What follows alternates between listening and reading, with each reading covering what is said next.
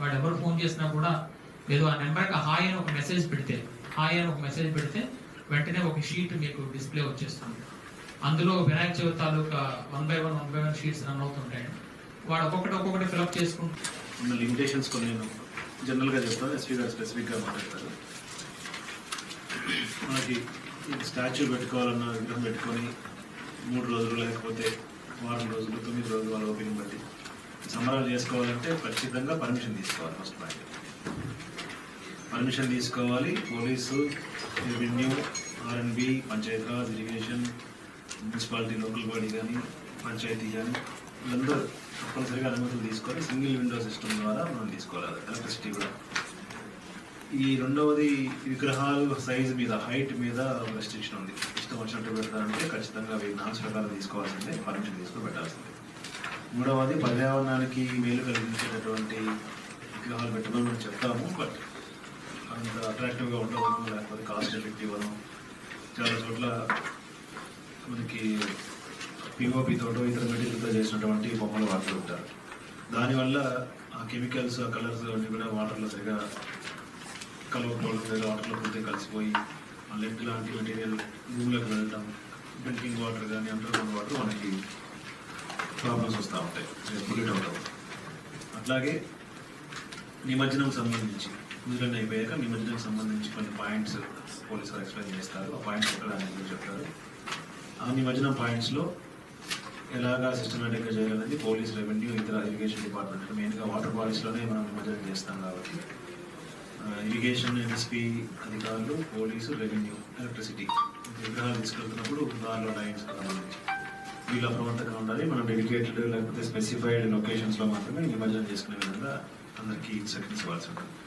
So ఓవరాల్గా అందరం గుర్తుపెట్టుకోవాల్సింది ఏంటంటే ఇది ఒక పెద్ద పండుగ కాబట్టి ఎక్కువ రెస్ట్రిక్షన్ పెట్టి పబ్లిక్ని ఇబ్బంది పెట్టే ఉపయోగం రాకుండా మనకున్నటువంటి ఇన్స్ట్రక్షన్స్ ప్రకారము కొంత వెసులుబాటు ఇస్తూ ఎక్కడ కూడా ఇబ్బంది లేకుండా ఈ పండుగ ప్రశాంతంగా జరిగిపోయేలాగా మన జిల్లాలో అందరూ చర్యలు తీసుకోవాలి. ముఖ్యంగా దీంట్లో రెవెన్యూ, పోలీస్కి ఎక్కువ పాత్ర ఉంటుంది. ఈ చిన్న చిన్న పండుగలను లేదా చిన్న చిన్న ఈవెంట్స్ దృష్టిలో పెట్టుకొని పండుగలను కూడా వాతావరణం చెడిపోయేలాగా కొంతమంది బిహేవ్ చేస్తూ ఉంటారు. ఉదాహరణకి ఆ బొమ్మల మీద పార్టీకి సంబంధించిన గుర్తులు పెట్టడం, సింబల్స్ పెట్టడం, ఒకరిని ఒకరు కలుపు చర్యలాగా చేసుకోవడం, దానివల్ల మళ్ళీ లా అండ్ ఆర్డర్ సమస్యలు రావడం, ఇలాంటివి కూడా మనం చూస్తూ ఉంటాం. సో పోలీస్ వారిని, ఎస్పీ గారిని కూడా నేను రిక్వెస్ట్ చేసేది ఎక్కడ కూడా ఈ అంటువర్డ్ ఇన్సిడెంట్ జరగకుండా అందరం కూడా మంచి భక్తి భావంతో ఈ పండుగను మనస్ఫూర్తిగా జరుపుకోవాలని ప్రజలందరినీ రిక్వెస్ట్ చేస్తూ మీ ద్వారా ఈ ఇన్స్ట్రక్షన్స్ ఇంకా పబ్లిక్లోకి తీసుకుని వెళ్ళి ప్రాపర్గా మనము మన జిల్లాలో పండుగ జరుపుకునేలాగా ఒక మంచి వాతావరణాన్ని అందరూ క్రియేట్ చేయాలని కోరుకుంటూ ఇప్పుడు మన ఎస్పీ గారిని వారి వైపు నుంచినటువంటి ఇన్స్ట్రక్షన్స్ ఇవ్వమని కోరుతున్నాను. ఇది ఒక్క డిపార్ట్మెంట్ది రోల్ ఏంటనేది స్పెసిఫిక్గా చెప్తారు, అవి నోట్ చేసుకొని ఫాలో చేయండి.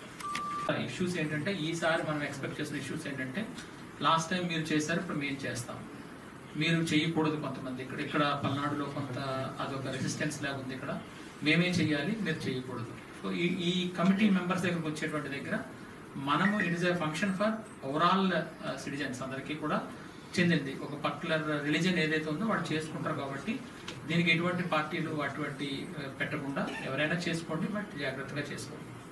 చేసేటప్పుడు ఈ కమిటీ వాళ్ళ పక్కన మేము పెడతామని కానీ ఇది మా పార్టీ స్టాచ్యూ, ఇది మీ పార్టీ స్టాచ్యూ అని పెట్టుకోకుండా డిస్టెన్స్ మెయింటైన్ చేసి ఆ కమిటీ వాళ్ళతోనే మనం అండర్టేకింగ్ తీసుకోవాలి. ఈ కమిటీని ఖచ్చితంగా మనం బైండ్ అవుట్ చేసుకోవాలి. ఈ కమిటీలో ఎవరైనా CCTV అనేది మా దగ్గర ఉన్న డేటా ప్రకారంగా క్రిమినల్ రికార్డు ఉంటే వాళ్ళని డినై చేయమని చెప్తున్నాను మా పోలీస్కి. మీరు కమిటీలో ఉండడానికి వీలు లేదు. ఎందువల్లంటే you are under some cases, so you have no right to participate in public functions అనేది చెప్పగలుగుతున్నాం. రౌడీ షీటర్స్ ఎవరైనా ఉన్నా కూడా వాళ్ళు అలౌ చేయొద్దని ఖచ్చితంగా పోలీస్కి చెప్పడం జరుగుతుంది. దిస్ ఈస్ రిగార్డింగ్ కమిటీ అండి మనం పెట్టేది.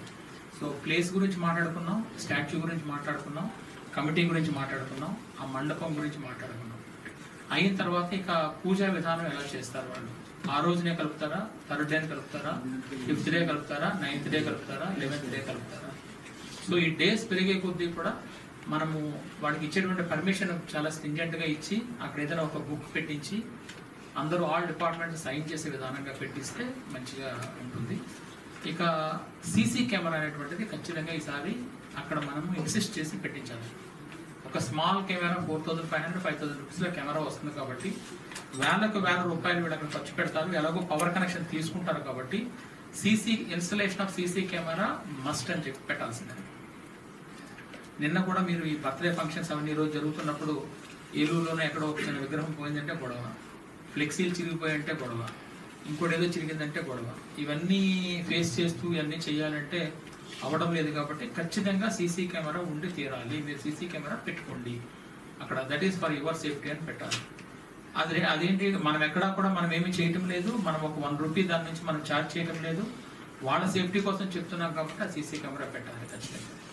మనకి సత్యమతల్లి టెంపుల్లో ఒక అఫెన్స్ జరిగింది, తర్వాత శివ టెంపుల్ ఒకటే అఫెన్స్ జరిగింది రీసెంట్గా ఒక 15 days గ్యాప్లో జరిగింది. 2 చోట్ల కూడా వాడు DVR కట్ చేస్తున్నాడు, సీసీ కెమెరా వైర్స్ అనే కట్ చేసేస్తున్నాడు.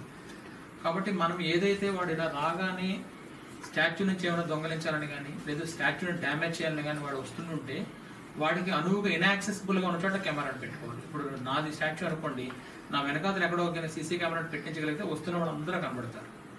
వీడు వెనకాతలకు వెళ్ళి కొట్టలేని విధంగా మనం పెట్టించగలిగితే కెమెరా, వాడు ఒక కెమెరాకి చాలా ఇబ్బంది పెట్టేస్తారు, ఒక కెమెరా మేము కెమెరాస్ పెట్టమంటారు, కానీ మనం ఖచ్చితంగా కెమెరాని పెట్టించాలి. అట్ ది సేమ్ టైం వాడు ప్రొసెషన్ స్టార్ట్ చేసినప్పుడు ప్రొసెషన్ అంతా కూడా వీడియో షూట్ ఉండాలి. ఇది విధిగా మనం చేయించగలిగితేనే ఇక్కడ వస్తున్నాం, లేకపోతే ఇక్కడ ఆ ప్రొసెషన్ లో వాళ్ళు వీడు ఎదురుబడి ఒకరి మీద ఒకరు రాళ్ళు ఇసుకుని కొట్టుకునే పరిస్థితి వస్తే వీడియో షూట్ లేకపోతే కష్టం. ఆ వీడియో షూట్ అనేది ఉండాలండి. ఇంకెక్కడైనా కూడా మీకు అవకాశం ఉంటే కొన్ని సెన్సిటివ్ విలేజెస్ ఉన్నాయి మా దగ్గర, ఒక 38 విలేజెస్ సెన్సిటివ్ అనుకున్నాము. ఆ విలేజెస్ లో ప్రొసెషన్ రూట్ ఏదైతే ఉందో రూట్ లో కూడా కెమెరాలు పెట్టించుకొని ఇన్సిస్ట్ చేస్తున్నాను. ఎందుకంటే లక్షల రూపాయలు ఖర్చు పెడతారు కాబట్టి మీరు ప్రొసెషన్ రూట్ ఏది ఉంది ఆ ప్రొసెషన్ రూట్ లో మీరు సీసీ కెమెరాలు పెట్టించండి అని అడుగుతున్నాం. ఇక మనకు వచ్చే కామన్ ప్రాబ్లం ఏంటంటే డీజే పర్మిషన్ ఇస్తారా ఇవ్వరా? మన ఈ మధ్యన ఏవో కుంకుమ బండి నాగడాలు అవి కొన్ని విలేజ్లో జరిగితే మీరు డీజే పర్మిషన్ ఇవ్వకపోతే మేము ఉత్సవాన్ని ఆపేస్తాం. ఎందుకు ఆపేస్తామంటే పోలీసులు మాకు డీజే పర్మిషన్ ఇవ్వలేదని అంటున్నారు అని నానా గొడవ కూడా చేశారు. ఆఖరికి ఏదో లో సౌండ్స్ తో పోలీస్ ప్రెజెన్స్ పెట్టి చేయించాం. అది ఎక్కడో ఒక ఊర్లోనూ 2 ఊర్లో కాబట్టి పోలీసులు ఎక్కువ పెట్టి పంపించాం. ఇది ఒకే రోజున ప్రొసెషన్ 100 విగ్రహాలు వెళ్తుంటే జిల్లా మొత్తం కాబట్టి మనం అక్కడ డీజేలను కంట్రోల్ చేయకపోతే డీజే ఒకటి లిక్కర్ ఒకటి, ఎంత ఎక్కువ తాగితే రోడ్డు మీద అంత చెత్త చేస్తారు వీళ్ళు. డీజే సౌండ్ ఎంత ఎక్కువ ఉంటే అంత ఎక్కువ వాళ్ళు రోడ్ల మీద డాన్స్ చేయడం మొదలు పెడతారు. ఈ చేసేటప్పుడు ప్రతిదీ కూడా పోలీసులు ఏం అడిగినా కూడా సరే ఈ రోజు కూడా మా మీద పెడతారా, లేదా మా మీద చేయేస్తారు, మమ్మల్ని గొడవ చేస్తారని అల్లరి చేస్తారు. కాబట్టి డీజేలను అయితే మనము పర్మిటెడ్ అనేటువంటిది ఒక డెసిషన్ తీసుకుంటాం, నేను కలెక్టర్ డెసిషన్ తీసుకుంటామని డీజేస్. లిక్కర్ కూడా ఆ రోజు ఎక్సైజ్ డిపార్ట్మెంట్తో కోఆర్డినేట్ చేస్తాం. ఇమర్షన్ రోజున ఎక్కడైతే ఇమర్షన్ ఉందో అక్కడ దగ్గరలో మందు దొరకకుండా ఆ షాప్స్ ఏమైనా క్లోజ్ చేయించే అవకాశం ఉంటే అది కూడా ఒకసారి మేము మాట్లాడడం జరుగుతుంది. ఇక్కడ మీరు చాలా చూసుకుంటారండి మీ కెరీర్లో. కాకపోతే ఇప్పుడు మనకి ప్రెసెంట్ గవర్నమెంట్ వచ్చిన తర్వాత మీరు కొన్ని గమనిస్తే రెస్ట్రిక్షన్ కంటే కూడా మనం అలౌ చేస్తూ వాళ్ళతో పీస్ఫుల్గా చేయించాలి. ఇది మోడ్ ఆఫ్ ఎగ్జిక్యూషన్ నడుస్తుంది. ఎనీ ప్రోగ్రామ్ మనం వాళ్ళని ఎక్కడెక్కడో ఆపడము ఇంకోటి చేయడమో కాకుండా we have to allow them. At the same time create awareness among them to conduct that festival in a peaceful manner అనేది చేయమని చెప్తున్నారు. సో వినాయక చవితికి మనం అన్ని చోట్ల ఏదైతే ఉందో వాళ్ళు ఎవరిని కూడా ఇబ్బంది పెట్టుకుని అలౌ చేస్తాము. అలౌ చేసేటప్పుడు ఫస్ట్ ఆ ప్లేస్ ఆఫ్ ది వెన్యూ అండి. ప్లేస్ ఆఫ్ ది వెన్యూ దగ్గర ఖచ్చితంగా ఆ ప్లేస్ దగ్గర చాలా మంది ఇంతకుముందు కోర్టులు కూడా వెళ్ళిన సందర్భాలు ఉన్నాయి. ఇది ఈ ల్యాండ్ ఎలా ఇచ్చారు, ఇది వక్ఫ్ బోర్డ్ ల్యాండ్ మమ్మల్ని కన్సల్ట్ చేయకుండా ఇచ్చేసారి పెట్టుకున్నారు, ఇది నా ప్రైవేట్ ల్యాండ్ ఎవరైనా దాని పర్మిషన్ మీరు కూడా ఎలా ఇచ్చేస్తారు అని ఉన్న దాంట్లో ఈ ప్లేస్కి సంబంధించి ఎటువంటి ఇష్యూస్ లేకుండా ఆ ప్లేస్ అలాట్మెంట్ ప్రాపర్గా ఉందా లేదా అని చూసి ఇవ్వాల్సిన బాధ్యత మేబీ ఫర్ రెవెన్యూ ఉంది. తర్వాత స్టాచ్యూ ఉంది. ఈ స్టాచ్యూ తాలూకా హైట్ అనేటువంటిది, తర్వాత కెమికల్ అనేటువంటిది ఒకటి, తర్వాత పోస్చర్ ఏ విధంగా ఉంది అనేటువంటిది, ఈ 3 అంశాల మీద కూడా మనకి స్టాచ్యూ సంబంధించి మనకి ఇష్యూస్ వస్తాయి. సో ఎక్కడైతే హైట్ ఎక్కువ ఉన్నటువంటి స్టాచ్యూ పెడతారో సర్వసాధారణంగా వాళ్ళు ఫస్ట్ డే కానీ థర్డ్ డే కానీ ఇమర్షన్ ఒప్పుకోరు, 9th డేకి ఎంతకో వెళ్ళాలని అనుకుంటారు. అలాగే ఆ స్టాచ్యూ పెట్టినటువంటి ప్లేస్ సరిగా లేకపోయినా, ఆ పెడెస్టల్ మండపం సరిగా లేకపోయినా కూడా ఎప్పుడైనా పడిపోయినా ఏదైనా జరిగినా కూడా ఇష్యూ వస్తుంది. అలాగే ఈ స్టాచ్యూని మళ్ళా ప్రొసెషన్లోకి తీసుకెళ్తున్నప్పుడు వాడు వాడాల్సినటువంటి ట్రాక్టర్ కానీ లేదా వాడు ఉపయోగించిన వెహికల్ కానీ సరిగా లేకపోతే ఆ వెహికల్స్ ఎక్కడైనా బ్రేక్ డౌన్ అయితే మళ్ళీ అగైన్ ట్రాఫిక్ ఇష్యూస్ అవి వచ్చే అవకాశం ఉంటుంది. కాబట్టి అక్కడ పెడుతున్నటువంటి స్టాచ్యూ ఆ స్ట్రీట్లో నుంచి మెయిన్ స్ట్రీట్లో రావడానికి అనువుగా ఉంటుందా ఉండదా వెహికల్ మనం ప్రొవైడ్ చేసేటప్పుడు. లేదు అంత పెద్ద స్టాచ్యూ పెడితే అంత గ్యాదరింగ్ ఉంటారా ఉండరా, లేదు ఆ స్టాచ్యూని అక్కడ పెడుతున్నప్పుడు పొలిటికల్గా కానీ లేదా అక్కడ కమ్యూనల్గా కానీ రిలీజియస్ పరంగా కానీ ఏమైనా ఇష్యూస్ ఉంటాయా లేదా. అట్లాగే ఒక చర్చి కానీ ఒక మాస్క్ కానీ దగ్గరలో ఏమైనా పెడుతున్నప్పుడు మనం ఎటువంటి రెస్ట్రిక్షన్స్ వాళ్ళకి ఇవ్వాలి అనేటువంటిది ఒకటి. సర్వసాధారణంగా హైదరాబాద్లో ఇటువంటి ప్రొసెషన్ జరుగుతున్నప్పుడు పక్కన చర్చి కానీ మాస్క్ కానీ ఉంటే ఖచ్చితంగా గణేశోత్సవ కమిటీ వాళ్ళే ఆ మొత్తం స్ట్రక్చర్కి ఒక వైట్ క్లాత్ నీట్గా కట్టి అక్కడ ఒక మెంబర్ని పెట్టి వాళ్ళతో ఎటువంటి ఇబ్బంది లేకుండా కోఆర్డినేట్ చేస్తూ కమిటీ మెంబర్స్ ముందుగానే మాట్లాడి చేయడం జరుగుతుంది. మనకి ఇక్కడ అంతా సెన్సిటివ్గా ఉంటుంది కానీ దట్ ఈస్ అ ప్రికాషన్. అట్లాగే వాడు ప్రేయర్ చేసుకునే టైమింగ్స్ ఉన్నాయనుకోండి, ఈవినింగ్ 6కు ఎంతగా నమాజ్ చేసుకునే ప్రేయర్ టైమింగ్ ఉంటే అప్పుడు వీళ్ళు విపరీతమైన సౌండ్స్ పెట్టకుండా ఏమీ చేయకుండా ముందుగానే మనము చెప్పాల్సి ఉంటుంది. ఆ టైమింగ్స్ని మీరు పాటించి తర్వాత టైంలో మీరు పెట్టుకోండి అని చెప్పి. లేదు ఇప్పుడు ఎవరికి ఎగ్జామినేషన్స్ లేవు కాబట్టి పర్వాలేదు, ఎగ్జామినేషన్స్ ఉంటే ఏ టైంలో మనం అలౌ చేయాలి ఎట్లా చేయాలి ఇది రిగార్డింగ్ స్టాచ్యూ. అండ్ అక్కడ ఎలక్ట్రిసిటీ పర్మిషన్ మనం ఏంటి ఇస్తున్నాం, ఎలక్ట్రిసిటీ పర్మిషన్ ఇచ్చేటప్పుడు వాడు కరెక్ట్గా ప్రాపర్గా కడుతున్నారా లేదా.